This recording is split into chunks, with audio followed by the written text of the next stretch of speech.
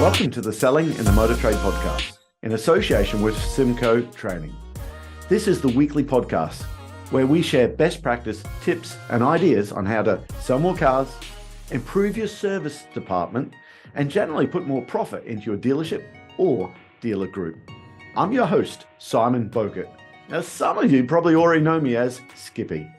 I would start by saying thank you for taking the time to listen to this podcast.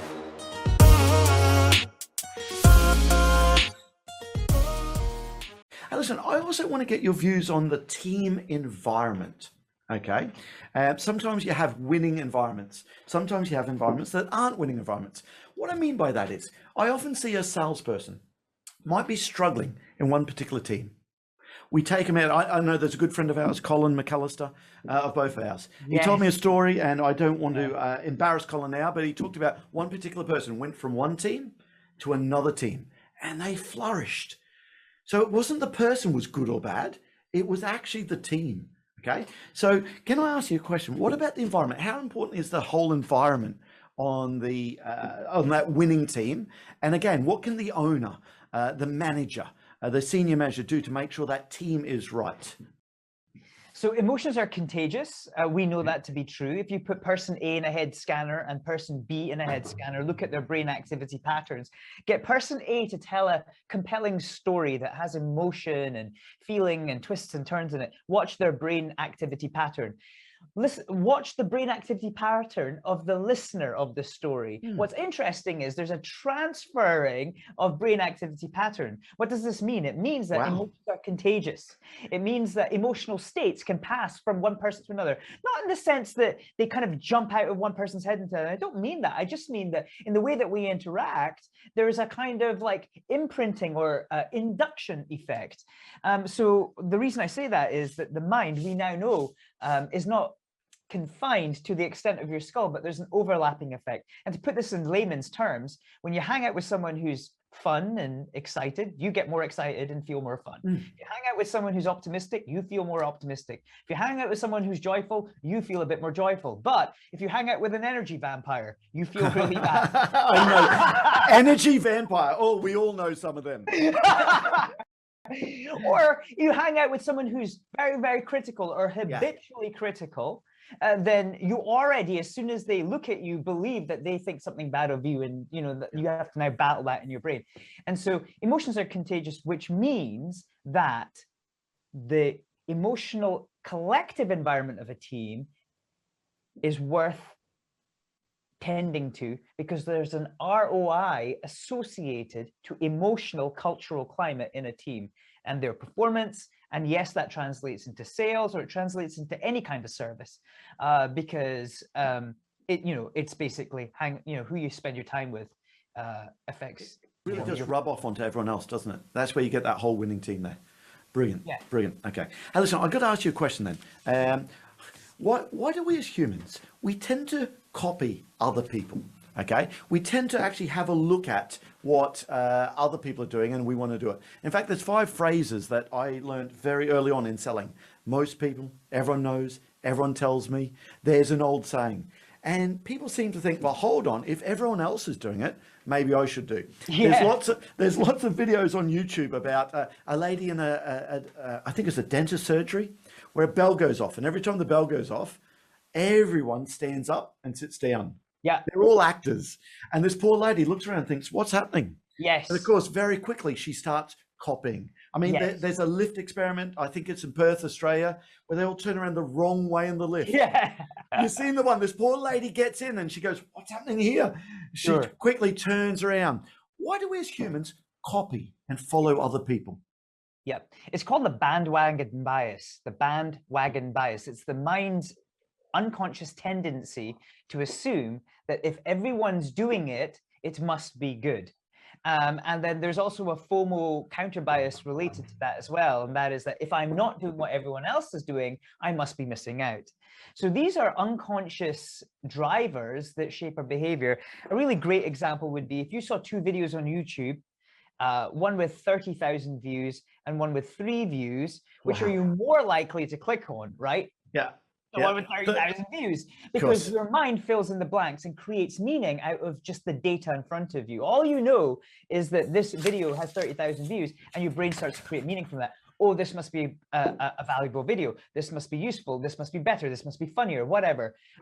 But then we skip over the fact that, you know, actually this one could have been out for 10 years and this one's out for 3 minutes. Or it could be that this is just viral because someone tripped over a step and hit their head. Funny. But the other video that's got 3 views is, here are 3 keys to maximizing your team's performance. Massively more valuable to me. Yeah. So the bandwagon bias is part of human nature, and with all cognitive biases, there's over 180 documented biases. The more we understand about these biases and know that they're at work, the better we can catch them and not fall victim to them. Yeah. Okay, cool. Okay. Listen, first, people have seen you on the Channel 4. Can I improve my memory? Or maybe listen to some of your TED Talks. So please go and have a look at some of the TED Talks. But I need to ask you the question. Dr. Tharagat, why can I remember my phone number as a kid when I was 12 years old? Yes. Well, sometimes I can't remember where I put my car keys in the morning. What is that? Why is that there? How do I improve that memory there in a short, because I don't want to go into the whole lot that you covered on Channel 4, but why do I do that? My memory is so short-term, sometimes not the best. Your memory for putting your car keys down and your memory for learning a number are 2 different memory skills. So it's like comparing how good you are at lifting dumbbells with your arms to doing squats. They're 2 different disciplines, okay? So we have to bear that in mind.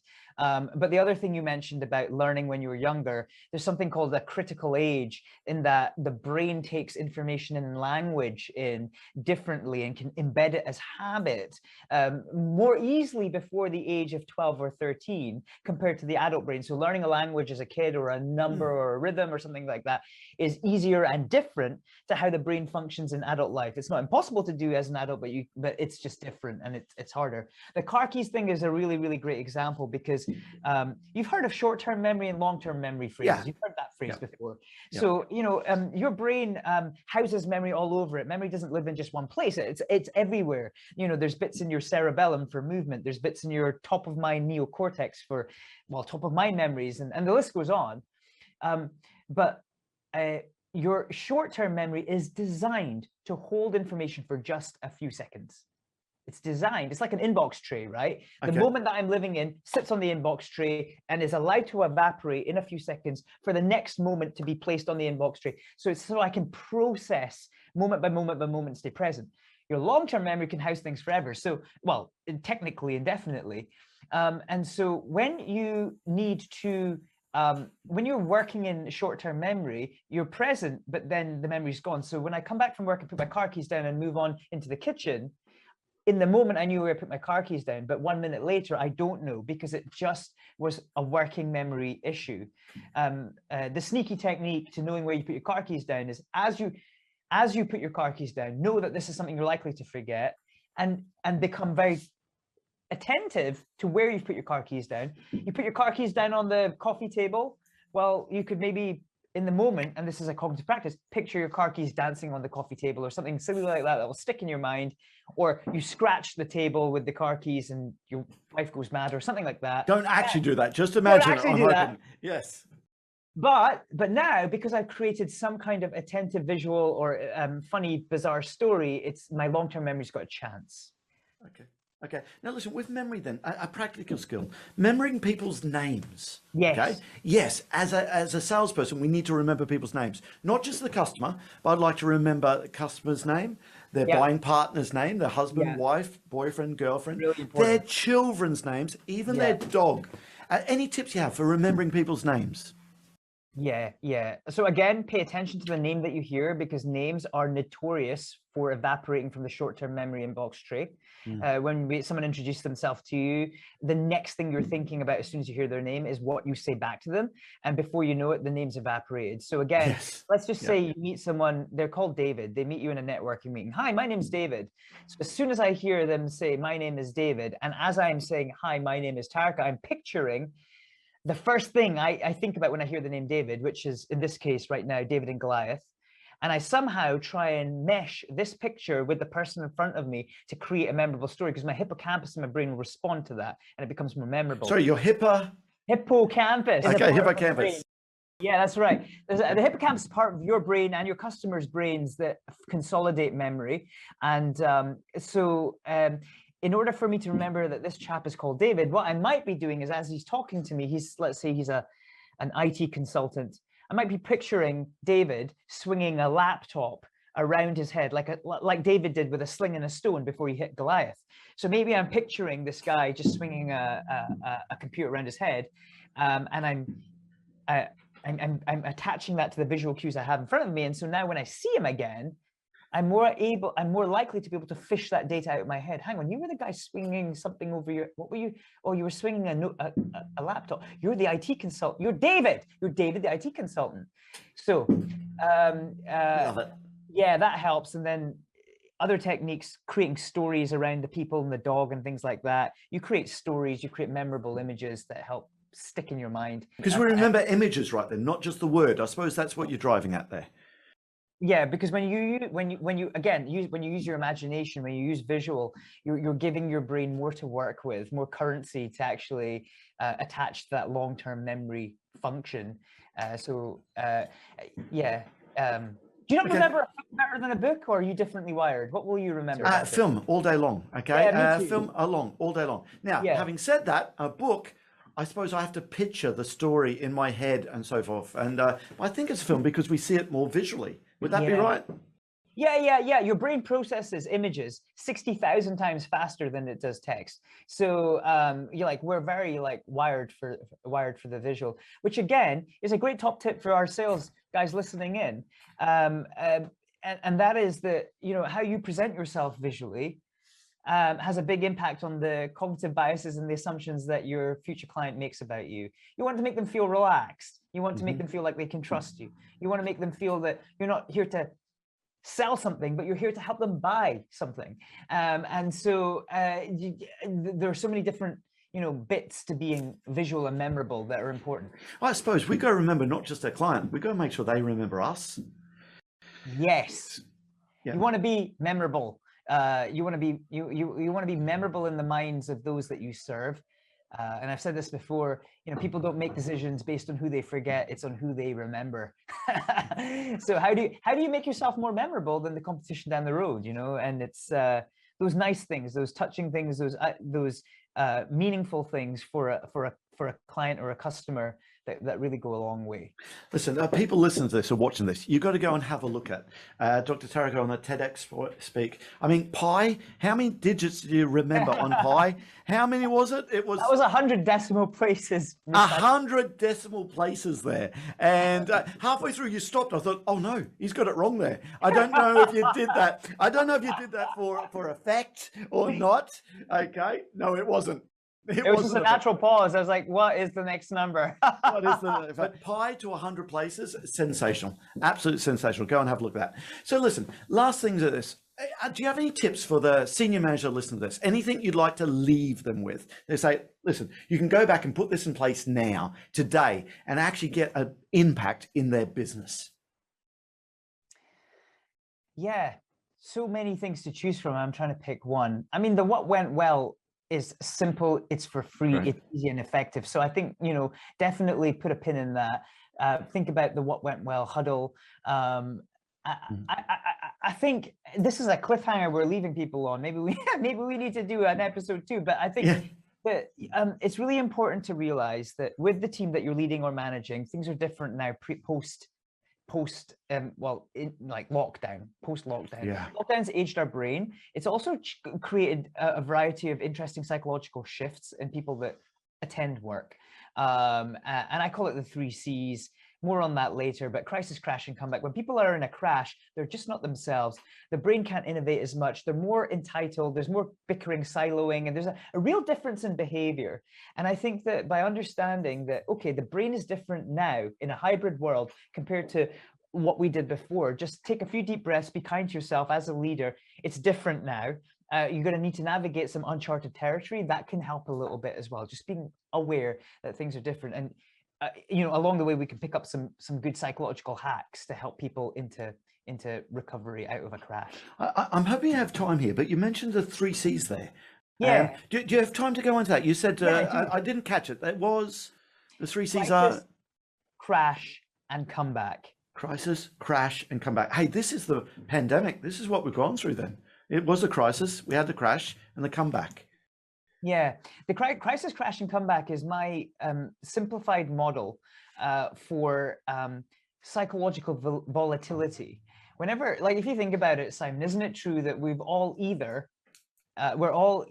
in a crisis, we've just come from one, or we're heading into one, right? There are all these like spikes along the road. It's maybe a complaint, it's a deadline, it's, oh, I need to make up the numbers or whatever, something at home.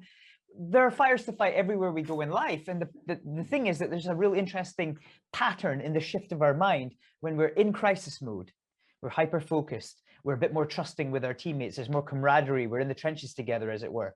There are interesting signs when we are in that post-sprint phase fatigue, that crash, and with that, scarily so for some people, energy goes down and a sense of purposelessness can kick in, and it's that kind of like, why are we even doing this? Initiative goes down. You tell me what to do, I don't know what to do, and so there's that post-sprint fatigue phase. But the great news is that you can come back with the right psychological strategies and the levers to pull. You can jumpstart the human mind or the team back into that, let's go again, we're strong, we can do this. Isn't that the motor trade at the moment, and just what we've been through with the pandemic? And it's been lots of different pressures that every industry's had over the last 18 months, 12 months. Okay. Leadership, you're right. And leadership teams are finding time punctuation quite helpful. I'll just maybe let the listeners in on this. This is one of my strategies for triggering a comeback. Okay. Time punctuate. What's the most commonly like searched Google term on the 1st of January? What are people Googling about on New Year's Day? Like, what are they looking up? It's like New Year's resolutions. It has to be. It's often about diet, right? It's about diet, especially. It's what's the new diet? How do I lose weight? And the question is, why does the human mind do that on the 1st of January and not the 13th of May? And that is because when the human mind... Why? It's because when the human mind perceives the beginning of a new period of time, it perceives what we call a fresh psychological ledger. And with that, we're able to separate our mistakes of the past and go, that was then, this is now. Okay. And by simply being able to go, that was then, this is now, the brain is now able to reach for a higher level of motivation it wouldn't ordinarily reach for. So you go 1 week before the 1st of January and, I'm eating mince pies and drinking brandy, all right? The 1st of January, I'm eating lettuce now, right? It's like, why? Because the human mind perceives a line in the sand in time. So I've been saying to leaders and managers, hey, why don't you use time punctuation with your team? Wherever you can time punctuate, this might just help jumpstart human motivation amongst your girls and guys. So it might be like, guys, that was February. This is March. Ask the question, what's our fresh focus? Ask your team this important question, what's your fresh focus? Guys, that was Q3. This is Q4. What's your fresh focus? Guys, that's when the kids were on holiday. Now the kids are not on holiday. What's your fresh focus? By helping your team see time. Guys, that was last week. This is this week. What's your fresh focus? By using that technique, Simon, leaders and managers are finding that they can unstick their teams a bit more. And it's one way to come out of crash and then to come back. Out of many of these. I love that. I have to expand on it. I met a man in Australia. He actually run his departments halfway through the month. Now, what he said is, I think it's similar to what you're saying. He said towards the end of the month, there's a natural push because we're trying to get cars delivered. There's that's where we want to get to because that's where we get paid. He said, so why don't we actually run our new cars to the end of the month? Because that's when our manufacturer wants us to get to that target. But why don't we run our used cars to the 15th to the 16th of the month? So then we get 2 natural pushes into the month. So salespeople want to get all the cars out on used cars by the 15th because it's the end of the month on the 16th, okay? Or the new month on the 16th. And I suppose that's exactly what you're saying with time punctuality, okay? Yeah, exact time punctuation. By the way, that example that you've just brought up there, Simon, is a really, really great example of emotional intelligence in action. Because what we're doing there is we're looking at human behavior, comparing it against the timeline, because we're not machines, right? We're human beings. So Yeah. we show an irrational or behavioral pattern rather than a logistical or logical one. And I just think that's a great example. That's a great example. But we're doing that with work as well, aren't we? It's like we're looking at chronotypes of people. Like, when are you most creative in the day? Is it morning? Is it night? When are you Different for everyone, I take it. Right. Some people are night owls, some people are early birds. So by understanding how you're wired and how you best perform and what your patterns against time are, you can then start to think about, well, what types of work? When should I do my emails? When should I do my forms? When should I do my client-facing activities based on how you're wired in time? Yeah. Yeah, love that. Love that. Listen, whose podcast do you look at? Whose books do you read? Who else? You've got so much information there. Can you give any tips or advice to other podcasts, your own podcasts and stuff that people should go? How do they find you as well? Tell us about that. So a lot of what we talked about can be found in my Energy Shot podcast. I hadn't thought about that until you just mentioned the question just now. But in the Energy Shot podcast, it really is all about how do we lift energy in a para-pandemic phase. So go check that out. It's on Spotify and other major podcast distributors. The other thing is that I'm about to launch a coaching app, Simon, because I'm getting so many questions like the ones that you're talking about. And I'm trying to think, how do I just distribute this information in a way that's going to get to people? And so it's called Dr. T Together. Dr. T Together. It's going to be available in app stores. And there's going to be a lot of Q&A that's going on there. In terms of what I am listening to, right now, I'm not studying a podcast at the moment. I'm actually just working on my own content. Yep. But I really love Simon Sinek's book, Start With Why. I read that a long time ago, but I liked it. What did you think of it? What did you? I love the idea is so basic and simple. And it is a simple, basic idea. And it has to be simple for me because I've got to tell you, Doctor, my biggest word's corrugated iron. Okay, I started washing cars for a living there. So it has to be simple for me to understand it. So I like stuff like that. And listen, I'm a real sucker for looking for what makes people tick in any which way. So tell me again, your podcast. I need to go and find it. I need to go and absorb that. The name of your podcast is? The Energy Shot Podcast. Each episode is about 3, 4, 5 minutes long. They're very short doses of motivation. There's about 10 episodes thereabouts. Energy Shot. Perfect. And also for clients who want to listen to you and how they can get you involved with their team to come into the business, how do people find you? What's the easiest way for them to come and find you? Website, drtaraka.com. Okay. drtaraka.com. Dr. Taraka, that just leaves me to say thank you so much for this today. I've really, really enjoyed that. To put some science behind some of these theories that I've heard of before and some of the new ones, some great advice there. So I really do appreciate it. Is there anything else I should have asked you in this podcast? We covered a lot, didn't we, Simon? We have covered a lot. We've covered a lot. I know. We could have drilled down on each of your questions and turned them into episodes as well. But I think... we didn't get into this, but trust, brain oxytocin and trust, and actually trust is connected to a higher level of confidential information exchange between two people. But we also know it's connected to a higher rate of sales and higher financial transactions. So neuroeconomic studies show that when there's higher levels of brain oxytocin in the blood between people, then we get a higher and deeper level of engagement, which actually converts financially as well. So we didn't talk about that, but that's okay. That's okay. That's okay. I love this. So the higher the trust, the more people trust us, the transaction costs, what we're going to get, it's going to go up. Okay. And you said the word that was, it's, what was it? You used the big words that. Trust is measurable in the blood. Yep. It's a hormone called oxytocin. It's released by the pituitary gland in the brain, and it's released when we engage in trusting and meaningful, deep connections, interpersonal connections. And what we know is that when we measure trust in the blood, in inverted commas, when we measure this level of hormone, we know that with higher levels of hormone, there is more confidential information exchange. So as a doctor, if a patient's going to talk to me about what they're concerned about, what they're worried about, some of this is very deep and private.